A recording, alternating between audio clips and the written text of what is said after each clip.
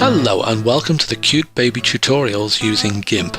I may do a few things in this video, so if you want to go straight to one of the main sections, then the times they start are shown on your screen now.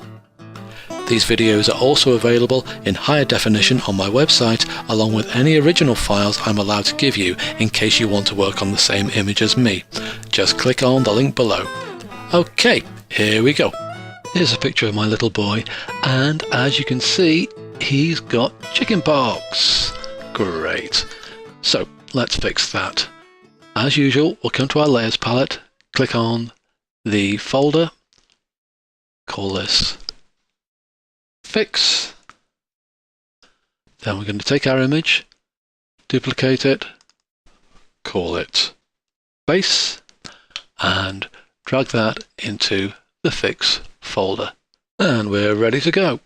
Right, the first thing I need to do is to zoom in on that area so I can see what I'm doing clearly. So go to the toolbox, click on the magnifying glass tool or the zoom tool, and click and drag out an area so we can see what we're doing.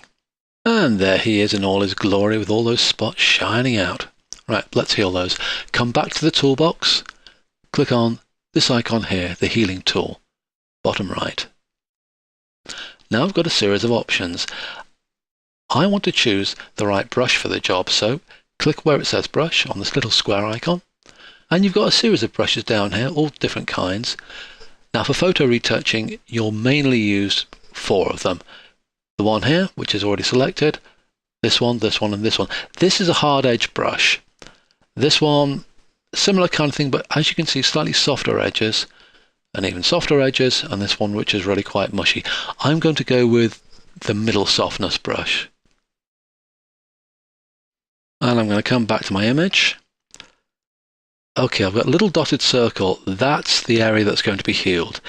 That's a little bit big for my needs, so I've got a choice. I can either come back to the tool options palette, where it says size, I can make that a little bit smaller. That's about the right size. Or next to the P on my keyboard, which is a standard English keyboard, I've got 2 brackets, a left bracket and a right bracket. If I hold the right bracket down, it gets bigger. If I hold the left bracket down, it gets smaller. Now I need to find a piece of skin which is relatively free of blemishes, and click on Control to set my point. Anything inside that circle will be what I'll be using to affect the rest of the image. So Control or Command on a Mac, left click, that's my base point. You can see it there. Let's go to a point, click on it, and it's gone. Click another point, it's gone. Click another point, it's gone. And I can go through and I can start clicking on points. Now the clever thing about the healing tool is that it has an idea of what you want to heal based upon whatever is underneath that control circle. And if I come to a slightly darker patch of skin, it'll make the necessary adjustments. Let's take a look here. That patch of skin is darker than the forehead bit of skin, which is my control skin, but if I click on it, Gimp makes all the necessary adjustments to it. So it's a pretty smart tool. And I just keep on going. I can hear parents here saying, oh, if only it was so easy in real life just to get rid of it. If only it was so quick. That's chickenpox. It's an inconvenience. And why don't they have chickenpox parties anymore? You know, where you put all the kids in the room together to play. One of them has chickenpox, all the rest of them get it, so you can all get it over and done with. Well, sign of the times, I guess. Now that is pretty much healed. Okay. That's him looking much better. Now, let's slide up and turn my attention to this handsome brute above him. Alright, well, you can use it for spots, but you can also use it for things like wrinkles. So, I'm going to set my control point in this relatively wrinkle-free bit of skin here. And now, I'm going to go along. I can slide. This is where the healing brush starts to fall down a little bit. See where my control point is? It's gone into the hair. So now it's taking a sample of that hair. It's trying to smooth it all out, and not really doing a very good job of it. You're asking it to do too much here. Let's try going along here as well. Now I'm going to the hair again. I've got to be careful with that. Yeah, this is not proving quite as successful. Also, if I zoom in a little bit more with it, hopefully you can see this on the video.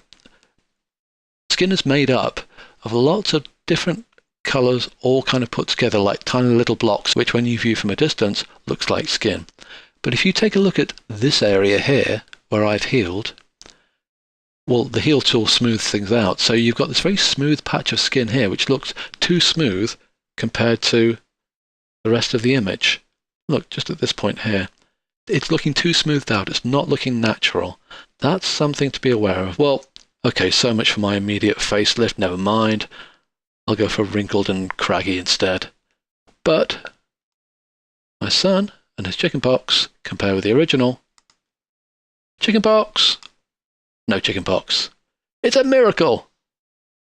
I hope you got something out of this video. If you did, maybe you consider clicking on one of the links below and check out my game called Disco Baby, which is on the iTunes Store or Android stores like Google Play. It has 3 different games in it, a memory game, a maths game for children, and a dance along with me game for toddlers to join in with. Thanks for your time.